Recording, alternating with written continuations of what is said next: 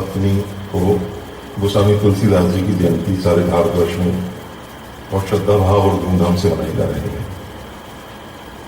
उसके उपलक्ष्य में मैं थोड़ा उनका जो चरित्र है गोस्वामी तुलसीदास जी का सबसे प्रामाणिक वेणी माधव जी जो गोसाई जी के डायरेक्ट शिष्य थे उनके द्वारा लिखा गया है, जो वो पोथी मूल गोसाई चरित्र उसको कहते हैं, उसमें से जो उसका आधार बनाकर मैं गोस्वामी तुलसीदास जी की जीवनी आपसे आपके समक्ष रख रहा हूं।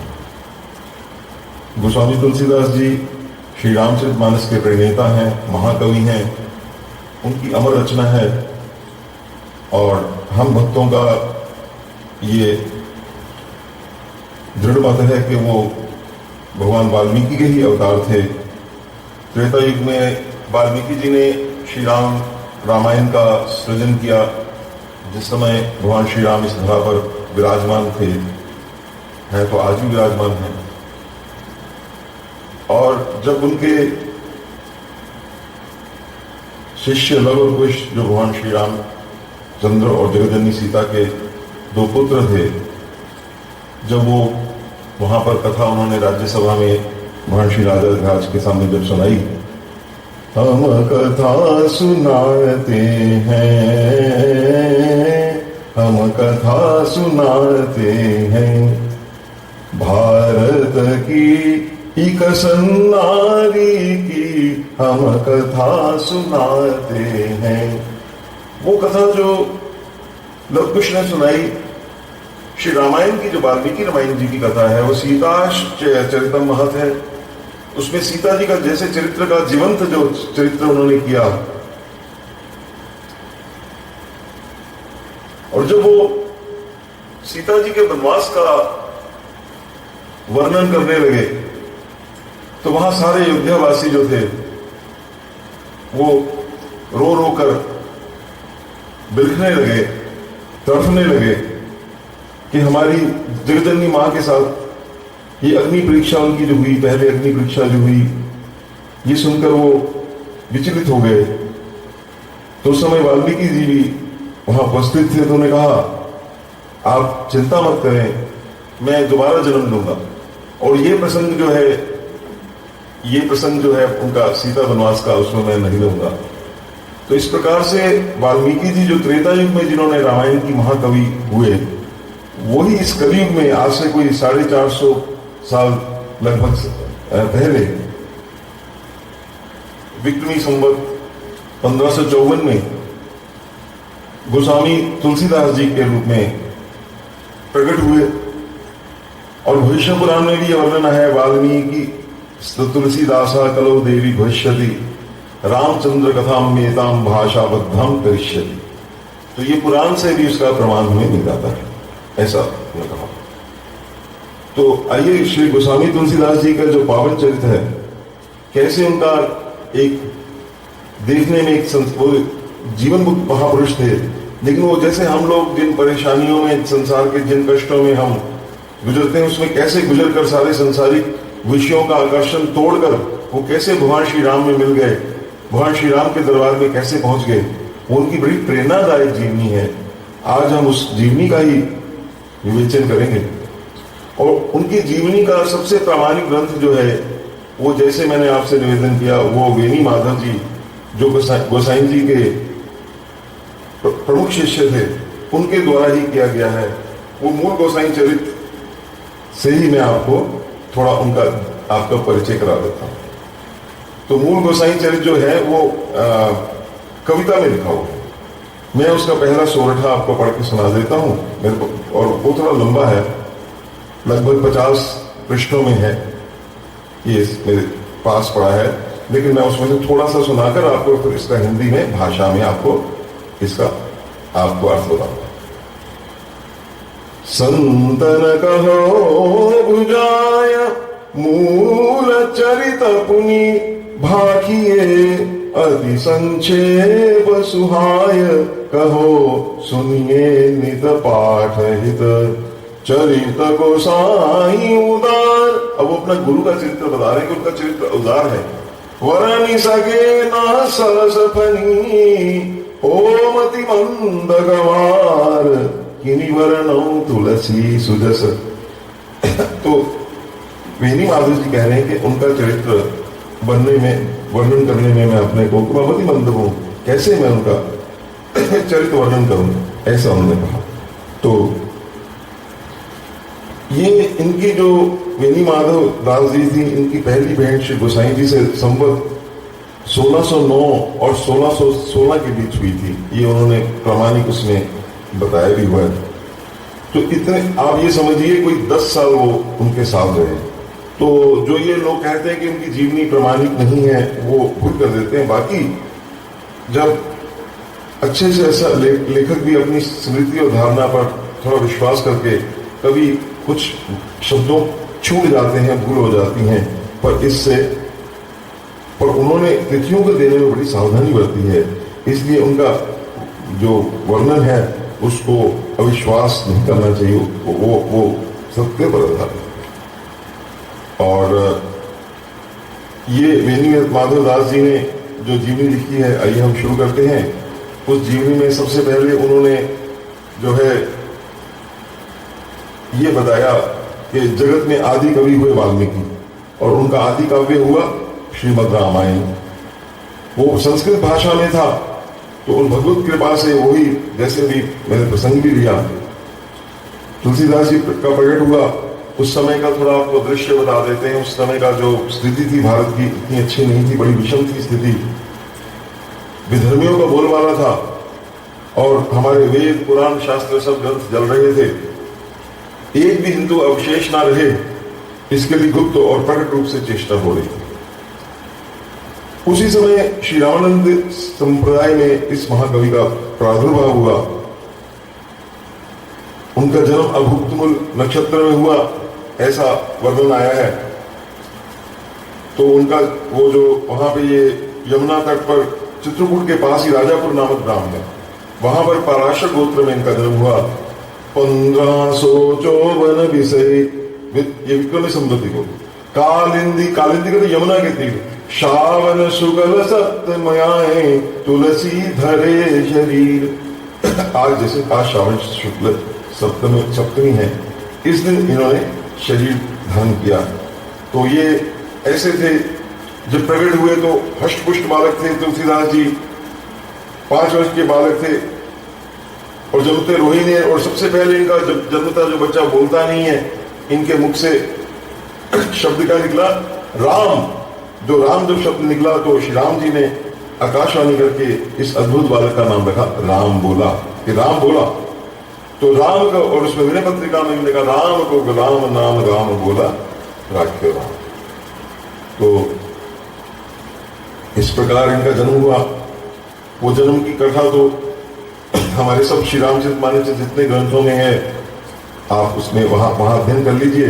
मैं आपको वहीं दोबारा मूल गोसाई चरित में ले जाता हूं। तो ये जब थोड़े बड़े हुए, जन्मते ही इनकी जो माता थी, उनका स्वर्गवास हो गया। वो सब आप पढ़ लीजिए कहानी। और इनको आत्मा दुबे ने बालक को दूध फिकवा दिया।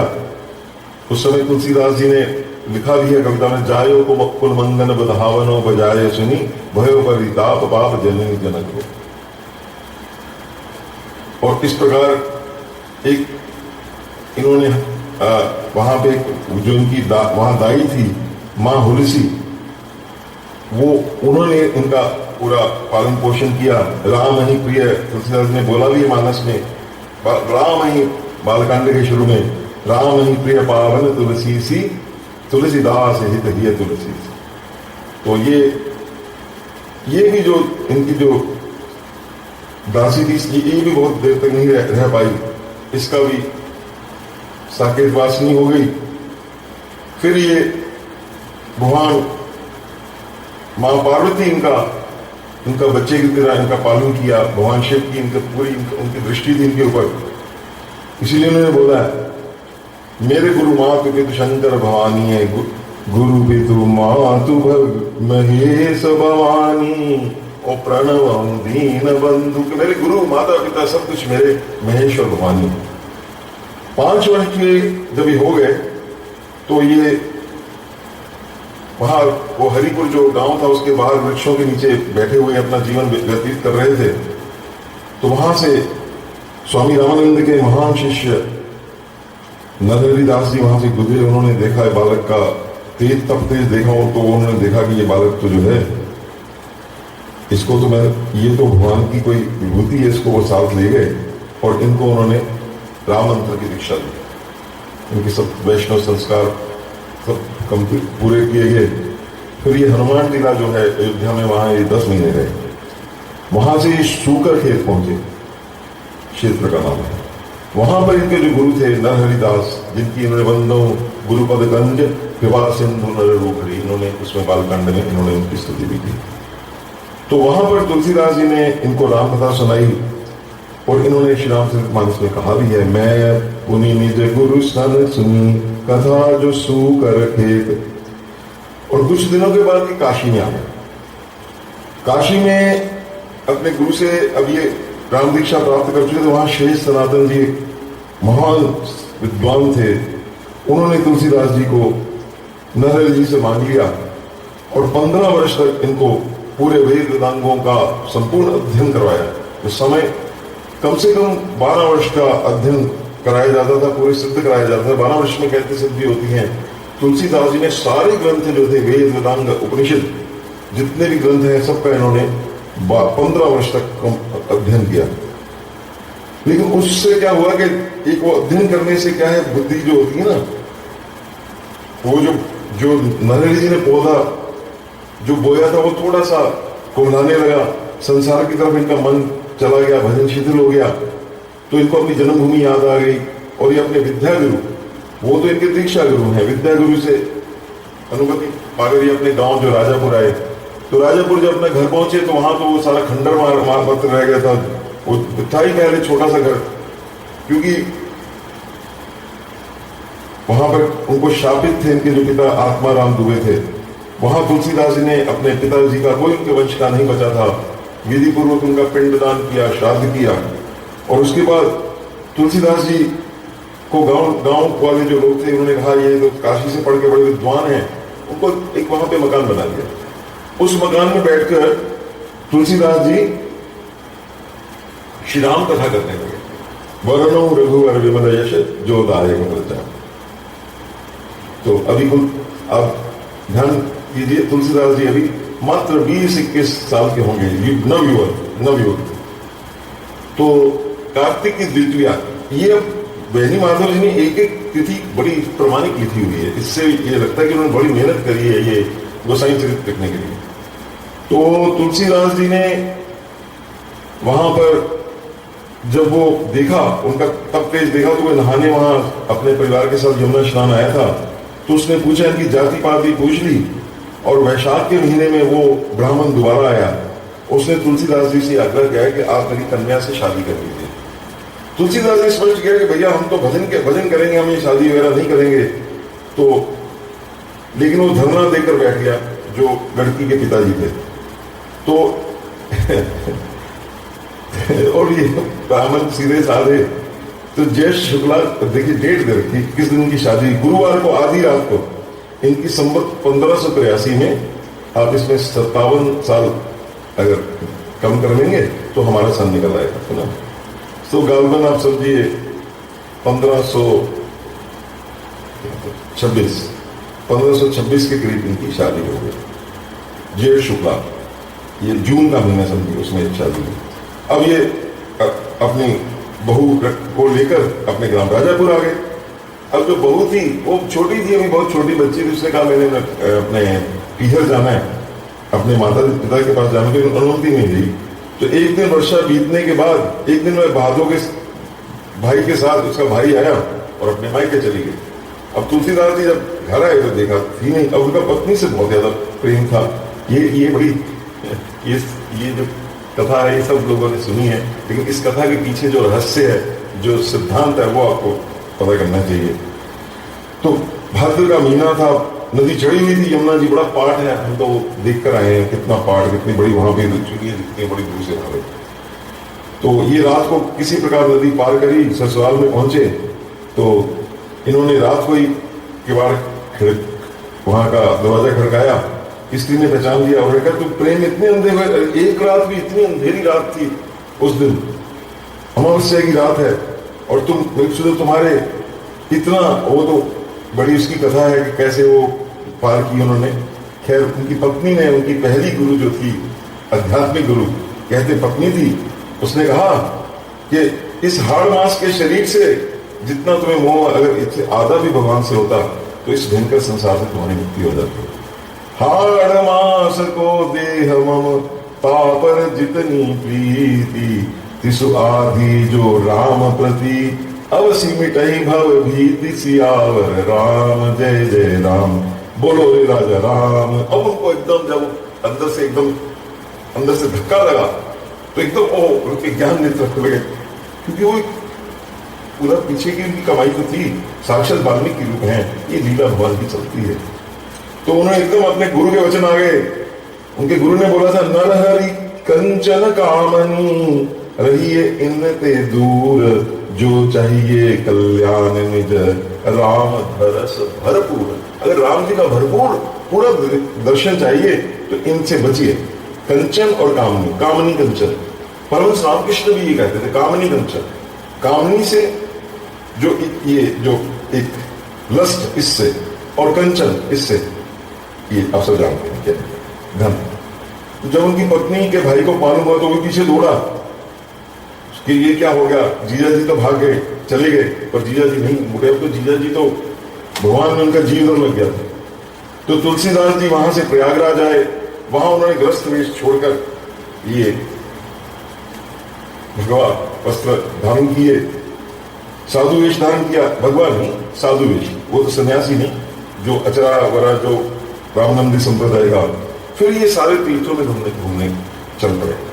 उस समय इन्होंने रामेश्वर, द्वारिका, केदारनाथ, बद्रीनाथ और ये मानसरोवर, कैलाश, सब तीर्थाटन का दर्शन किया। और ये सिद्ध पुरुष थे, महाराज भगवान से मिले हुए थे। मानसरोवर पहुंचे तो काकभूषण जी के दर्शन हुए, जो रामचरितमानस के एक महान वक्ता हैं।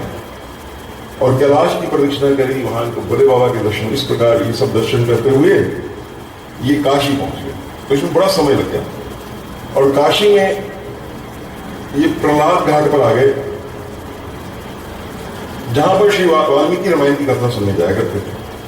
वहां एक विचित्र, उस समय, क्योंकि अभी वाल्मीकि रामायण ही उस समय प्रसिद्ध थी, आज से 500 साल पहले तक समझिए, अभी श्री रामचरितमानस का प्रादुर्भाव नहीं हुआ। तो वहां विचित्र घटना होगी। तुलसीदास जी प्रतिदिन बाहर जाते, जंगल पानी जाते। तो समय ये व्यवस्था तो नहीं थी जो आजकल अटैच बाथरूम वगैरह, ये ऐसी व्यवस्था नहीं थी। तो वहां पर जाते तो जो जल जो बच जाता, अवशेष जल होता, वहां पीपल के वृक्ष के नीचे गिरा देते। तो उस पीपल के वृक्ष के ऊपर, ये पीपल का वृक्ष आप छोटा देख रहे हैं, उस पीपल के वृक्ष के ऊपर एक प्रेत रहता था। प्रेत वहां पे रहते हैं, उनको पता वहां से उनको वहां स्थान मिलता। तो उस जल की से प्रेत की प्यास मिट जाती। जब प्रेत को मालूम हुआ ये महात्मा है, तो एक दिन प्रत्यक्ष होकर कहा, तुम्हारी जो इच्छा हो मैं पूर्ण करूंगा। तुलसीदास ने कहा, मैं भगवान राम का दर्शन करना चाहता हूं। प्रेत ने कहा, अब प्रेत है, उनकी वायवीय स्थिति होती है, उनका शरीर ऐसा है, वो हालांकि भोग योनि में है, ट्रांजिट पीरियड में है, लेकिन वो देख, उनकी सूक्ष्म दृष्टि, वो सूक्ष्म देवताओं को सबका देख सकते हैं। ऐसे उनको भगवान ने, उनको भी इधर से कमी है तो उधर से उनको एक उनकी शक्ति दे रखी। तो उन्होंने कहा, देखो अगर आप भगवान राम का दर्शन करना चाहते हैं तो उसका तरीका एक है कि कथा सुनने की, जहां कथा सुनते हैं वहां कोड़ी के वेश में श्री हनुमान जी आते हैं। बोले श्री पवन सुत हनुमान की जय। तो उन्होंने कहा, मैं हनुमान जी को पहचानूंगा कैसे? तो उनकी पहचान सुन लो। सबसे पहले आते हैं और सबसे बाद में जाते हैं। सबसे पहले आते, सबसे बाद, और पीछे बैठते हैं सबसे, जहां वो लोगों की चप्पलें पड़ी होती वहां बैठे होते हैं। अब मेरी बात सुनो, उनके चरण पकड़ लेना। वो बड़ा, वो क्योंकि वो दूसरे वेश में आते, तुम पहचान नहीं पाओगे, तो तब तक चरण मत छोड़ लेना जब तक वो तुम्हें दर्शन करने का आश्वासन न दे। ये सुनकर हनुमान जी ने कहा, ये सुनकर तुलसीदास जी ने ऐसा ही किया। हनुमान जी के उन्होंने जाकर पैर पकड़ लिए पहले, तो हनुमान जी अपना छिपाते रहे कोड़ी वेश में, फिर वो प्रकट हो गए। तो उन्होंने कहा, देखो तुलसीदास, तुम चित्रकूट चले जाओ, वहां तुम्हें श्री राम के दर्शन। अब तुलसीदास जी चित्रकूट चल पे, अयोध्या से चित्रकूट अब जानते हैं कोई 285 किलोमीटर के करीब है, वहां से थोड़ा दूर है। ये सब प्रयाग तुलसीदास जी का जितना परिभ्रमण है, जो उनका जीवन है सारा, बनारस, अयोध्या, चित्रकूट, बनारस, अयोध्या, बस अयोध्या बनारस, इनमें यही 3 जगह जो है, प्रयागराज, ये 4 जो जगह है, इलाहाबाद, ये 4 जगहों पर ही तुलसीदास जी का इनका ज्यादा परिभ्रमण रहा सारा जीवन की तरफ। तो चित्रकूट पहुंचकर मंदाकिनी के तट पर रामघाट पे ठहर गए। रामघाट आप गए होंगे, देखा होगा आपने।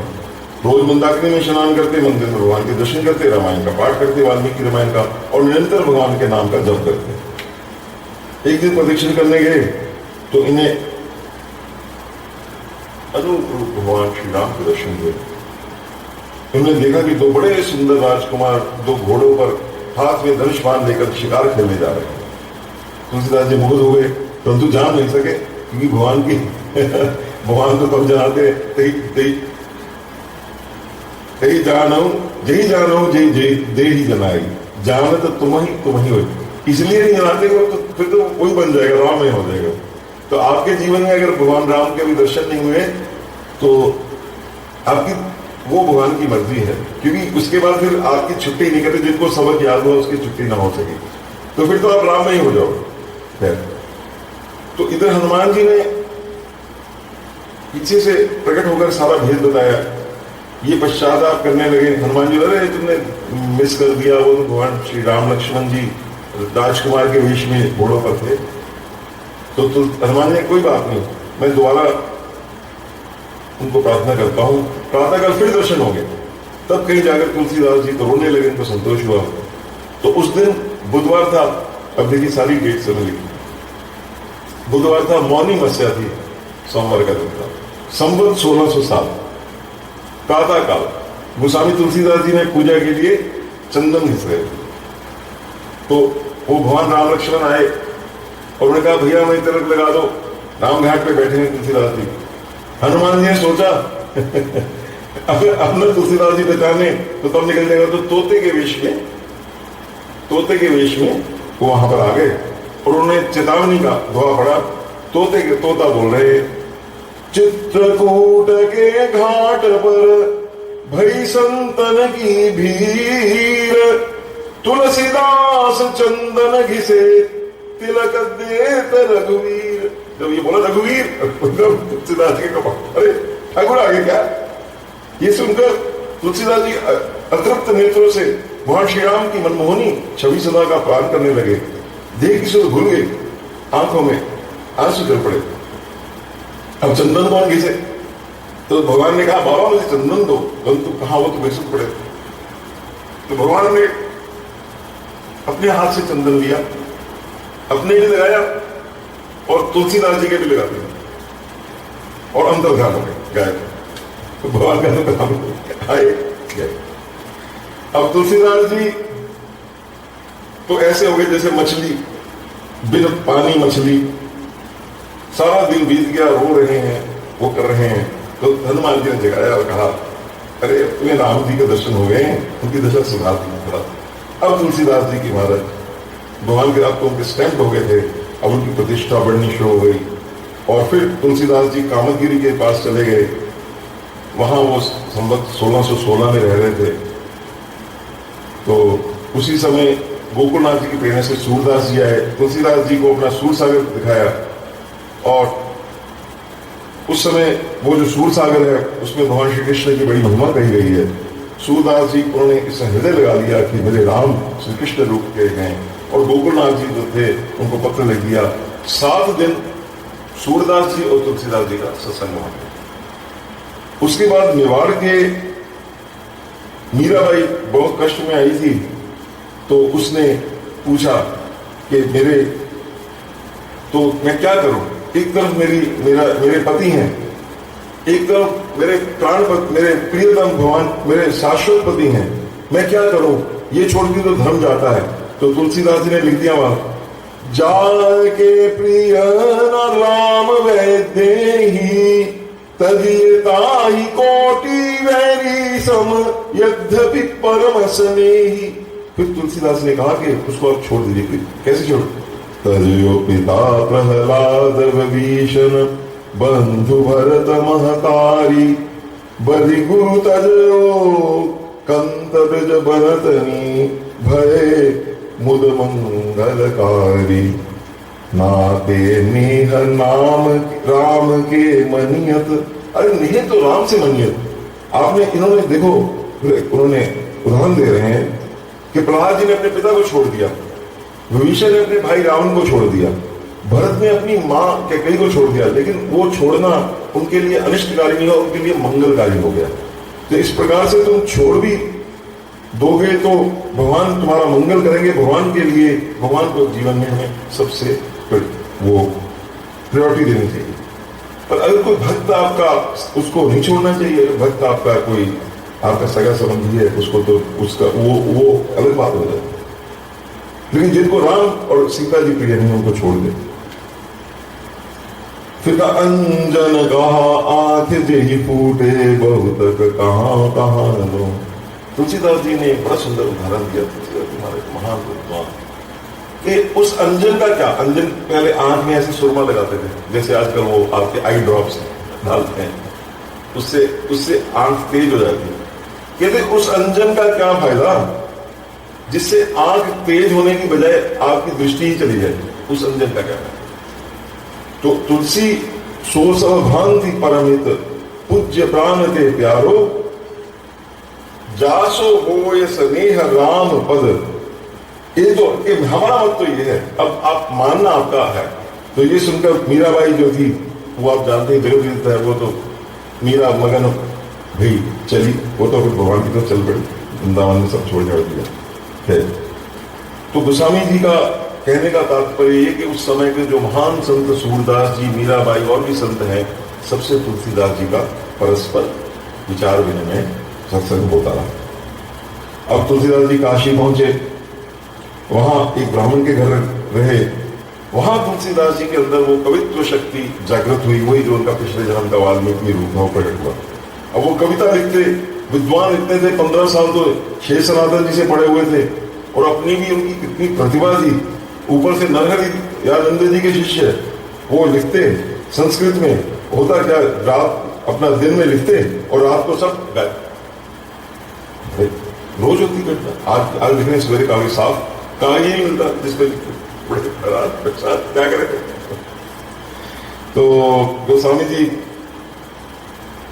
को उस 8वें दिन, 7 दिन ऐसे चलता रहा, तो 7 दिन ही कम चला, लिखते साफ, लिखते साफ। कुछ समझ ना आए क्या लीला है ठाकुर जी, क्या लीला, क्या बात है। तो उन्होंने 8वें दिन उनको स्वतंत्र हुआ, भगवान शंकर प्रकट, वो शंकर भगवान की जय। उन्होंने कहा अपनी भाषा में रचना करो। नींद उचड़ गई, तुलसीदास जी पर बैठ गए, उनके हृदय में शोभन की आवाज गूंजने लगी। उसी समय भगवान शिव, माता पार्वती दोनों ही उनके सामने प्रकट हुए। जयति शिवा शिव शंकर हर जय महादेव हे शंभो हर। भूत भावन भगवान शिव सामने खड़े हैं, पार्वती सामने खड़े हैं, और उन्होंने तुलसीदास जी ने साष्टांग प्रणाम किया। और तुलसीदास भगवान शंकर कहने के, अरे भैया बात सुनो, ये कलयुग है, संस्कृत के पचड़े में और पढ़ो, अपनी मातृभाषा में काव्य करो, जिससे सबका कल्याण हो। आम लोगों को ये भाषा समझनी चाहिए, बिना सोचे समझे नकल नहीं करनी चाहिए। ऐसा भगवान शंकर ने कहा। तुम जाकर अयोध्या में चले जाओ और वहां काव्य रचना करो, मेरे आशीर्वाद से। अब भगवान शंकर ने अपना अनुग्रह जो उठाया, जो उनका हृदय जो है, मेरी कविता सामवेद की तरह इसका फल होगा, जैसे वेद है वैसे सबल होगी। ये कहकर गौरी शंकर भी अंतर। ये सुनकर अपने भाग्य और कृपा की प्रशंसा करते हैं तुलसीदास जी। भगवान उस छवि का ध्यान करते हुए कहां पहुंचे? अयोध्या। अयोध्या उनको भगवान शंकर की आज्ञा से पहुंचे। यहां तुलसीदास जी रहे, एक समय दूध पीते और भगवान का भरोसा था, संसार की चिंता उनको थी नहीं। कुछ दिन बीते, संवत 1631 आया। संवत 1631, 1500 कुछ इसमें 57 प्लस करेंगे तो 1564 के करीब सन दिया, 1554 सन 1554 में उस दिन रामनवमी थी, चैत्र शुक्ल था और सारे ग्रह नक्षत्र लगभग वैसे ही हो गए जैसे त्रेता युग में भगवान श्री राम के जन्म के समय हुए। उस समय साक्षात हनुमान जी प्रकट हुए, हनुमान जी ने उनका अभिषेक किया। फिर हमारे गणेश जी महाराज प्रकट हो गए, शिव पार्वती जी प्रकट हो गई, सरस्वती मां प्रकट हो गई, नारद जी प्रकट हो गए और शेष भगवान प्रकट हो गए। सबने उनका आशीर्वाद दिया, तुलसीदास जी करिए, शुरू करिए। अब तुलसीदास जी ने श्री रामचरितमानस की रचना प्रारंभ की। इस रचना को उस समय तुलसीदास जी की जो आयु है लगभग 76 साल की, 76 ईयर्स, तो 2 वर्ष 7 महीने 26 दिन में ये श्री रामचरितमानस की, तो लगभग आप ये समझिए कोई 500-550 दिन लगे तुलसीदास जी को पूरा श्री रामचरितमानस सारे 7 कांड लिखने में।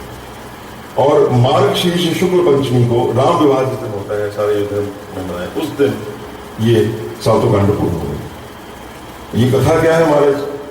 ये तो अब ये आरती श्री रामायण जी की है, कीमती कलित ललित सीयती ऐसी जगह। तो वो जो कथा जब हुई तो उन्होंने समाप्ति से मंगलवार था, उस पर लिखा गया शुभ निधि हरि ओम तत्सत, और देवताओं ने फूल बरसाए, तुलसीदास जी को प्रदान किया। रामायण की कथा ऊपर सारे ब्रह्मांड में गई। मनुष्यों में सबसे पहले मिथिला के पास एक संत थे श्री रूपा अरुण स्वामी जी। वो विदेह जनक के भाव में रहते थे, अपने को जनक समझते थे, सीता जी को अपनी बेटी समझते थे और राम जी को अपना जामाता समझते थे। मेरा जवाई है तो मेरी बेटी का घर वाला पति है, तो उनको तुलसीदास ने अच्छा अधिकारी समझा। सबसे पहले श्री राम देव उन्होंने उनको सुनाया, फिर बहुतों को सुनाया। फिर भगवान की आज्ञा हुई कि अब तुम काशी जाओ, कि काशी जो थी एक ज्ञान की पीठ है, यहीं से तुम्हें वो मिलेगा, डिग्री इसकी प्रमाण मिलेगा। अब ये काशी आ गए तुलसीदास। जब काशी में मानस का प्रचार हुआ तो घर घर में सारा हल्ला मच गया महाराज, ऐसा ग्रंथ, दिव्य प्रसादी ग्रंथ तुलसीदास जी देखने में भी जैसे आप ये चित्र देख रहे हैं, उनका पत्ते उनका कथा महाराज साक्षात भगवान प्रकट हो जाते।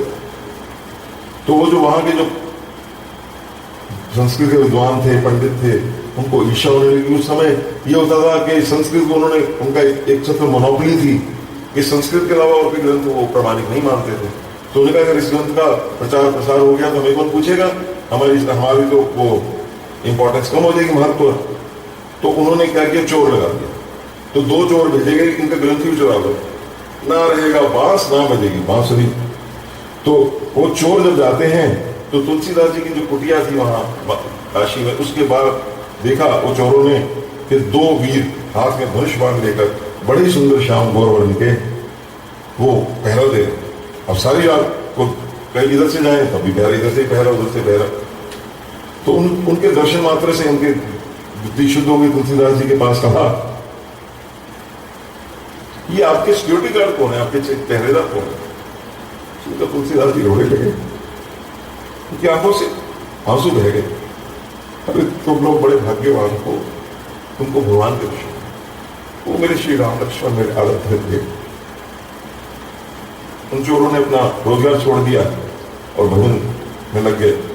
तुलसीदास जी ने अपनी सब वस्तुएं लुटा दी और जो मूल वस्तु जो लिखी थी उन्होंने, जो अभी भी राजापुर में उसका अयोध्या कांड प्राप्त है, उसका कुछ भाग है, उनके हाथ की लिखी।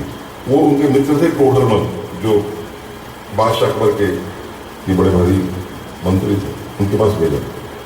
फिर तुलसीदास ने एक दूसरी उसी की कॉपी लिखी, उसके आधार पर फिर कॉपियां, प्रतिलिपियां तैयार होंगी। उस समय ये प्रिंटिंग प्रेस तो थी नहीं, हाथ से ही सब लिखा जाता है, भोजपत्र के ऊपर पहली। अब वो दिन दिन दुगना प्रचार प्रसार होने लगा। पंडित बड़े दुखी हुए महाराज के ये क्या हो गया। तो उस समय बड़े प्रसिद्ध तांत्रिक थे बटेश्वर मिश्र जो तो हमारे चलाओ चक्कर हुई, जिससे ये हम तो बड़े दुखी हो गए। तो उन्होंने मारन का प्रयोग किया। उन्होंने उनके ऊपर भैरव भेजे। अब भैरव तुलसीदास जी के आश्रम पे देखे तो वहां हनुमान जी बैठे साक्षात गदा लेके, आओ कोई आ सकता है, बजरंग बली वीर हनुमान की जय। अब वो मारण शक्ति का ये होता है कि अगर वो जाए तो वापस आगे उसी पे अटैक करती है। तो वटेश्वर मित्र के प्राणों की पर आ गई, जाकर बड़ी मुश्किल से बचे, उनसे माफी मांगी। तो उन्होंने कहा कि पंडित ने कहा कि ऐसे तो नहीं होगा, ऐसे करो, यहाँ के सबसे बड़े विद्वान तो श्री मधुसूदन सरस्वती उस समय के सार्वभौम केवल वहां के काशी के थे, वो अगर कुछ कहें तो उन्होंने मधुसूदन सरस्वती ने कहा कि भगवान शिव ने तो इनकी पुस्तक और सही तो कर दी, परंतु किस श्रेणी की पुस्तक ये नहीं बतलाया, आप बताइए। तो मधुसूदन जी ने कहा मेरे को पुस्तक दे दो। उन्होंने कहा मैं इसको पूरा पढ़ूंगा तो बताओ। मधुसूदन सरस्वती जी ने पूरी पुस्तक पढ़ी और उन्होंने लिखा, आनंद कानने हस्मिन जंगम तुलसी तरु कविता मंजरी भाति राम भ्रमर भूषिता। आनंद कानन कहते हैं इस बनारस को, आनंद कानन इसका बड़ा प्राचीन नाम है कि उसने ये तुलसी जो है, तुलसीदास एक चलता फिरता पौधा है ये तुलसी का पौधा ही है, जिसकी कविता के ऊपर ये जो मंजरी होती है तुलसी के ऊपर, ये उस पर राम रूपी भ्रमर जो है वो सुशोभित है, ऐसा उनके सुनकर तुम्हारे। फिर टोटल में उनका स्थान था 80 घाट, ये सब घाटों में 80 लास्ट घाट बनारस करा गए होते। फिर ये जनकपुर गए, वहां एक धनीदास होते, इन्होंने कृपा करी, कैसे उसका बचाया जीवन, वो कथा है। और उस समय वो जो उसका रघुनाथपुर गांव का हो गया है, फिर हरिहर क्षेत्र में, और वहां इनको साक्षात जगदलनी जानकी जी ने कहा जैसे पार्वती को अपना बच्चा मानती है, जगदलनी जानकी भी तो बच्चा मानती, वो कहती है मेरी माँ। तो उन्होंने अपने हाथ से इनको खीर खिलाई, बालिका बनकर आ गई। अब जब तुलसीदास जी को बाद में पता चला तो खा भी हो गए। ऐसे इनको कृपा होती है, ये तो कुछ कथाएं इनको तो रोज कृपा होती है। आगे चलकर ब्राह्मण ने कहा कि हमें बड़ी विपत्ति है, नवाब ने हमारे 12 गांव छीन लिए हैं। तो इन्होंने हनुमान जी का स्मरण किया, उनसे दंड बनाकर इनकी। तो फिर उन्होंने मिथिला से आकर काशी, वहां आकर इन्होंने दोहावली की रचना की। फिर उन्होंने फाल्गुन शुक्ल पंचमी 1642 में पार्वती मंगल की रचना की। मतलब समझिए 1631, 11 साल के बाद पार्वती मंगल की रचना हुई। फिर काशी में महामारी आई, बड़ी भारी प्रकोप हुआ उस समय, जैसे ये पैंडेमिक आप आजकल झेल रहे हैं, पहले बड़ी महान आती थी, उसमें तोड़ कोई नहीं था। तो इन्होंने कहा महाराज हमें इसका कोई हल बताइए। गोस्वामी जी का जो मन बड़ा कोमल था, संत हृदय नवनीत समाना, तो इन्होंने कवच बनाई और भगवान को प्रार्थना करी और उससे वो महामारी शांत हुई। फिर उस समय के एक और महान कवि थे केशवदास, जैसे सूरदास जी थे, तो उन्होंने कहा कि मैं मिलना चाहता हूं। तो तुलसीदास जी का वो केशव प्राकृत कवि है, वो प्राकृत प्रकृति के ऊपर लिखते, उन्हें आने दो। ये सुनकर केशवदास जी को अपनी तुच्छता समझ आ गई कि मैं इतना बड़ा कवि हूँ, आशु कवि हूँ, बुद्धि है, लेकिन मैं उसका सदुपयोग नहीं किया। तो उन्होंने फिर रामचंद्र का नामक एक ग्रंथ लिखा तुलसीदास जी के पास। ये सुनकर दोनों बड़े खूब हृदय से मिले। वो तो एक उनको वो करना था, इस तरफ लगाना था, प्रेम भक्ति का आनंद छा गया। और एक बार आदिल शाह राजा के थानाध्यक्ष दत्तात्रेय नाम के ब्राह्मण गोस्वामी जी के पास आए। उनके प्रसाद मांगने गोसाई ने भी हस्तक दोहावली इनको दे दी। उस दिन जो भी विपत्ति आती तुलसीदास जी कोई संत हृदय थे उसकी रक्षा कर। एक बार कोई प्रेत आ गया, उसको भी ना मुक्त कर दिया। इस प्रकार उनकी जीवन चलती रही। और अयोध्या पहुंचकर इन्होंने एक भगवान का एक रूप आया, वो बड़ी सुंदर कथा है, मैं यहाँ बड़ा संक्षेप में ले रहा हूं। वो फिर गीतावली की रचना हुई। इस प्रकार तुलसीदास जी का फिर ये वहां से और आगे चले वृंदावन पहुंचे। वृंदावन में भगवान का इनको वहां पे इन्होंने दर्शन इन्होंने किए। फिर ये नाभादास जी से मिले, वहां इन्होंने मदन मोहन जी के दर्शन करने किए, और फिर मदन मोहन जी का स्वरूप था, फिर इन्होंने वो जो कृष्ण स्वरूप था उसने जो धनुष्मान धारण करके राम रूप में को दर्शन किए, वो कथा भी आपने सुनी हुई।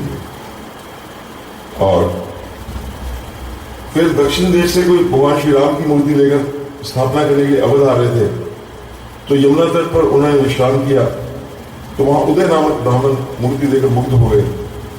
तो उन्होंने चाहा कि मूर्ति की स्थापना यहीं पर, गोस्वामी जी से प्रार्थना करी, तो वो मूर्ति उठी नहीं, तो गोस्वामी जी ने उसका नाम कौशल्या नंदन रख दिया, वो मूर्ति वहां स्थापित हो गई।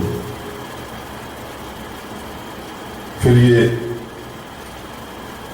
चित्रकूट से चलकर को बादशाह, दिल्ली के बादशाह मिले, ओडिशा को दिल्ली जाने लगे, वहां में केशवदास प्रेत रूप के मिले, उनको भी इन्होंने उसको उद्धार किया। इस प्रकार इन्होंने इनका सारा जीवन जो है वो भक्तों को उद्धार करते रहे। जहां जहां कष्ट आया इनके मुख से जय जय सीताराम निकलता हुआ। तो वहां जब बादशाह थे, बादशाह उस समय यही कहते थे, कोई खुदा का चमत्कार दिखाओ, कोई चमत्कार दिखाओ। तुलसीदास ने कहा मेरे को तो कोई चमत्कार आता नहीं। तो बादशाह जो चमत्कार नहीं दिखाता था उसको अंदर कर देते। तो बादशाह के जमाने में हमारे कोई कुछ कह नहीं सकता। इन्होंने जाते ही अंदर एक पद लिखा, ऐसी तो ही न बूझिए हनुमान हठीले। जैसे ये पद लिखा तो हनुमान जी ने अपनी सारी सेना भेज दी, हमारे बंदरों ने इतना उत्पात किया, उनके बेगमों के वहां घुस गए, सारा महाराज उन्होंने जो होता है तहस नहस कर दिया। तो बादशाह ने माफी मांगी, महाराज मेरे से गलती हो गई, और इनको बड़ा सम्मान देकर निकलता कर दिया। और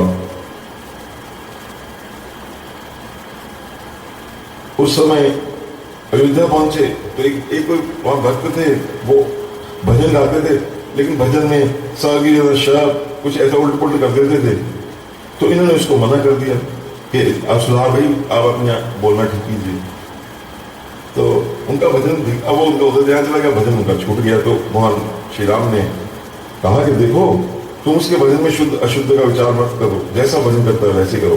तो गोस्वामी तुलसीदास ने कहा कि आप जैसे गाते वैसे गाओ, भगवान की आज्ञा। तो उनके मुख से उन्होंने भगवान की बाल लीला सुनी। तो तुलसीदास ने अपना, और उन्हें अपना पीताम्बर देकर गोस्वामी जी ने सत्य सम्मान किया, अपना पीताम्बर में ओढ़ा दिया। वो तो भोले भक्तों की महाराज भगवान सुनते हैं, या किसी रूप में भी हो। फिर मुरुगदास जी के साथ ये मुरारी देव सिंह की भेंट हुई। अब काशी में फिर इन्होंने क्षेत्र संन्यास का होता है, जब तक ये शरीर काया रहेगी मैं क्षेत्र से बाहर नहीं जाऊंगा। तो काशी में फिर ये तुलसीदास जी का ये परमानेंटली वहां पे रहे। और ये श्री वृद्ध हो गया था समय के साथ, पर ये माघ के महीने में सूर्य से पूर्व उसमें मंत्र जप करते थे, शरीर की प्रवाह नहीं करते थे। ऐसा इनका जीवन बीतता गया। तो और फिर कोई लगभग 126 वर्ष की आयु में तुलसीदास जी को लगा कि अब मेरा अंतिम समय आ रहा है। तो उससे पहले एक छोटी सी घटना मैं आपको बताना चाहता हूं। वो जहां तुलसीदास जी कथा करते थे, वहां पे एक ब्राह्मण आता था, और संध्या के समय हनुमान जी से धन दे देते थे। ब्राह्मण लोभश, वो राम राम राम राम करता था, तो वो कुछ उसको पैसा मिल जाता था। तो उसने राम दर्शन के लिए बड़ा घट किया। तो गोस्वामी का पेड़ पर चलकर तुम त्रिशूल के ऊपर कूद जाओगे तो भगवान के दर्शन हो गए। अब त्रिशूल गाड़ा, कूदने की हिम्मत नहीं थी। उसी समय कोई घुड़सवार वहां से पास करता था, उसने जैसे सुना उसे छलांग मारी, उसको भगवान के दर्शन हो गए, और हनुमान जी उसे तत्व ज्ञान दिया। तो अब तुलसीदास जी का अंतिम समय आ गया। तो उन्होंने कहा कि मैं अब अपना श्री रामचंद्र का चरित्र वर्णन करने के बाद अब मैं मौन हो जाता हूँ, तो आप लोग तुलसीदास के मुख में अब तुलसी डालें। तो संवत 1680 श्रावण कृष्ण तृतीया शनिवार को उस पावनी काशी मुक्ति क्षेत्र में 80 घाट पर तुलसीदास जी ने वो दोहा प्रसिद्ध है, संवत 1680 गंगा के तीर, सावन श्यामा तीज सनी, तुलसी तजयो शरीर। एक और भी प्रसिद्ध है, वो तो इससे थोड़ा उसमें डेट का थोड़ा फर्क है। संवत 1680 असी गंगा के तीर श्रावण शुक्ल सप्तमी, आज के दिन भी ऐसा भी कहते हैं। तो सब ये सब इसमें तिथि का जो है, तो ये जो संभव है तिथि का थोड़ा बहुत आगे पीछे हो ही हो, लेकिन ये चरित्र जैसे मैंने शुरू में निवेदन किया था, ये जो मैंने आपको सुनाया, ये मूल गोसाई चरित्र वेणी माधव जी के द्वारा ही लिखा गया है। तो ऐसे जो तुलसीदास जी हैं, जिनका दिव्य चरित्र आपने देखा, जिन्होंने कईयों का उद्धार किया जीवन के होते हुए, आज भी उनकी जो अमर कृति है अनंत अनंत लोगों का उद्धार कर रही है। कई लोगों का जीविका इससे चल रही। बड़े बड़े जो हमारे सारे भारतवर्ष में जो बड़े बड़े महात्मा हैं, वो सारा इसी का वो कह भी रहे, उससे उधर पेट उनका उसकी पूर्ति हो रही है सबकी। ऐसे जो महान जो श्री रामचरितमानस का ग्रंथ है, जिससे आपका हमारा जीवन ही कई लोगों का पलटा है, ऐसा जो साक्षात भगवान का ही रूप है, जो साक्षात शिवाशिव भगवान की प्रसादी है,